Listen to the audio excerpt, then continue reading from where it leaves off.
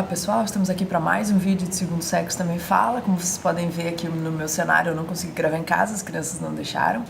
E o tema que eu quero trazer hoje, assim, pra gente pensar sobre ele, é um tema que a gente já tratou aqui algumas vezes, é um tema que está bastante em voga na nossa sociedade e nas lutas feministas, que é a questão da violência. Então, se eu não me engano, foi semana passada, ou retrasado, foi no início de agosto agora, saiu uma reportagem falando sobre um estudo. O nome do estudo eu até anotei aqui, é Rompendo Moldes.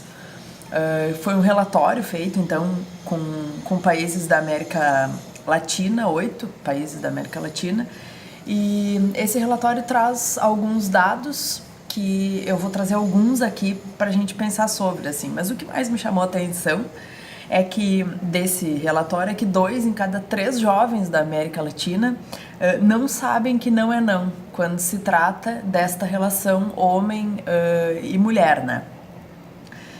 Quando eu falo jovens, eu não tô... jovens com menos de 25 anos, que é o que mais me preocupa desse dado. Porque, enfim, a gente vive numa sociedade machista e a gente diz que esse machismo é uma coisa do passado, mas na verdade não é, porque ele segue sendo reproduzido, e daí a gente tem jovens com menos de 25 anos, que já deviam ser essa nova geração com uma outra visão sobre as relações entre os gêneros na nossa sociedade, mas não, essa geração segue reproduzindo esse machismo e de forma tão alarmante, porque 2 em cada 3 jovens, daí em torno de 80% dos jovens da América Latina, né? Sobre isso, assim, outro dado que me chama a atenção é que as justificativas dos jovens que foram entrevistados, por exemplo, para não entender que não é não, são essas que estão na nossa sociedade, que a gente já ouviu falar. Na verdade, a mulher diz não, mas ela está se fazendo, então a gente tem que dar uma insistida e daí rola. Ou se a mulher que se dá o respeito não é estuprada, então automaticamente tu bota a culpa na vítima, né? A culpabilização da vítima. Então não é que eu enquanto homem, né, tenha tido uma atitude abusiva com uma mulher, era ela que não está se dando respeito. Então o não da mulher nunca é um não, na verdade, né? Ela diz não, mas é porque tu tá te fazendo, ou não porque não, mas tu não te deu respeito, então eu posso te assediar igual. E desse cenário, assim, pra mim é muito latente a coisa da coisificação da mulher. Então a mulher é um objeto a serviço do homem. E daí... e tudo é uma justificativa para esse objeto ficar mais interessante para esse homem. Então, se a mulher dança, é porque ela tá querendo atrair um cara. Se ela se arruma, ela tá querendo atrair um cara. Se ela não se arruma, esse é o jogo dela para atrair o cara. Então, a gente tá numa sociedade falocêntrica, assim, e muito falocêntrica, porque os homens acham, né? A maioria deles, e daí é o que mostra essa pesquisa, e os homens jovens, principalmente, que é o dado que me assusta, acham que a mulher tá sempre nessa relação com ele. Então, tudo que a mulher faz é para, de alguma forma, seduzir esse homem. Faz parte do jogo, o que não é uma realidade. Além disso, daí, agora... Eu tô há algum tempo já estudando um pouco mais a psicanálise. Na psicanálise tem uma coisa que me incomoda muito, porque eu entendo a razão de existir, mas a gente acaba que é um conceito que é distorcido na nossa sociedade. Então, se fala da passividade feminina e da atividade masculina por questões de genitalidade ali. Então, existe nessa relação uma relação de passividade e atividade, que muitas vezes pode ser invertida. Então o homem pode ser o passivo numa relação e a mulher esse sujeito ativo, né? Existe, dentro dessa relação binária, existe variações, mas a regra, né, é que a mulher assuma essa atitude passiva. E daí o homem e a nossa sociedade como um todo dá uma distorcida nisso, porque dá uma exagerada, né? É um exagero.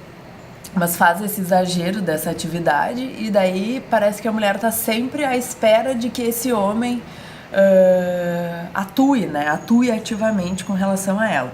Então esses números de alguma forma me assustam, assim. E outro dado que traz a pesquisa, que é, digamos, o outro lado disso, é que as mulheres, e daí o Baba, que é um autor pós-colonial, que eu já citei aqui em algumas vezes, ele vai falar sobre a ambivalência entre o colonizado e o colonizador, e eu acho que esse conceito é um conceito que explica um pouco isso.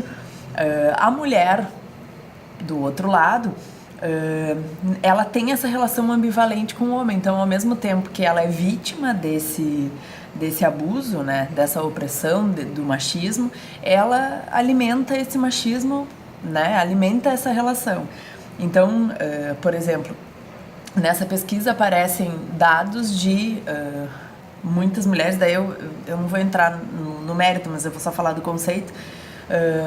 Por exemplo, de mulheres que acham que os homens vigiam o celular porque amam, ou diz a roupa que ela tem que sair porque ama. Então a gente confunde amor com opressão, né? Ou opressão com amor. E daqui tá uma relação de poder bem marcada, né? Então o cara coordena o celular, ele coordena a roupa, ele coordena o que a mulher vai comer, vestir, falar, ser, né? E a mulher tem essa relação de ambivalência, assim. Então se engana, né? Conta essa mentira e acredita nela, né? Que é a pior parte. Acredita que essa opressão, na verdade, é um amor, né? E daí, para fechar o vídeo, assim, porque a minha ideia era trazer isso pra gente pensar, assim, pensar essa relação de poder. Mas por que esse dado me incomodou tanto, volto a dizer? Porque são jovens. Então eu acredito que a gente precisa começar a questionar as coisas agora para que daqui a 10, 20, 30 anos a gente tenha um quadro diferente, né? Possivelmente eu não vou conseguir mudar a minha realidade, mas eu posso, nas próximas gerações, eu posso contribuir agora para que nas próximas gerações a gente já tenha uma melhora. Mas não é o que eu vejo, não é o que essa pesquisa mostra. E daí eu quero só trazer um relato, assim, mas os nossos filhos mais velhos, um tem 7 e o outro tem 5, né? Que são os 2 meninos. Daí, esses dias eu fui buscar eles na escola. Aliás, a Rê, que é a minha esposa, foi buscar eles na escola. Eles entraram no carro e o mais velho disse: o Mano, que é o mais novinho, que tem 5, beijou uma menina no recreio, falou assim. E daí foi engraçado porque a Rê falou e depois ele contou pra mim e eu falei exatamente a mesma coisa que ela falou e ele se ateve pra isso. Daí ele disse: vocês falaram a mesma coisa. Claro que uma criança de 5 anos andar dando beijo no recreio é um outro assunto para um outro vídeo, assim. Mas qual foi a minha primeira reação, que foi a primeira reação da Rê, foi perguntar: ela quis dar o beijo? E daí ele achou curiosa a resposta, porque achou, sei lá, que a gente ia brigar, que não é pra andar dando beijo no recreio, bababã. Mas tanto eu quanto a minha esposa, o primeiro movimento que a gente fez foi perguntar: ela quis?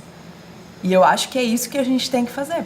Porque ensinar os meninos e as meninas desde muito novos, desde quando isso começa a despertar para eles, de que a mulher precisa querer, ela precisa ser respeitada.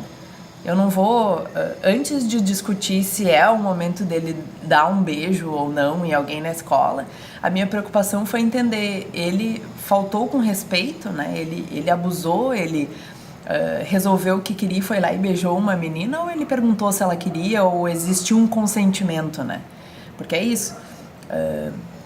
Precisa existir um consentimento, e daí, claro, o meu segundo assunto foi: olha, eu acho que tu precisa cuidar dos teus estudos, né? Tem idade para fazer as coisas, existe a idade certa para namorar, a idade, né, certa para ter essas experiências. Agora eu acho que tu precisa te focar no colégio, nas brincadeiras, no não sei o quê, blá, blá, blá. Enfim, existiu todo esse discurso, mas o meu primeiro foi: ela queria, ela quis.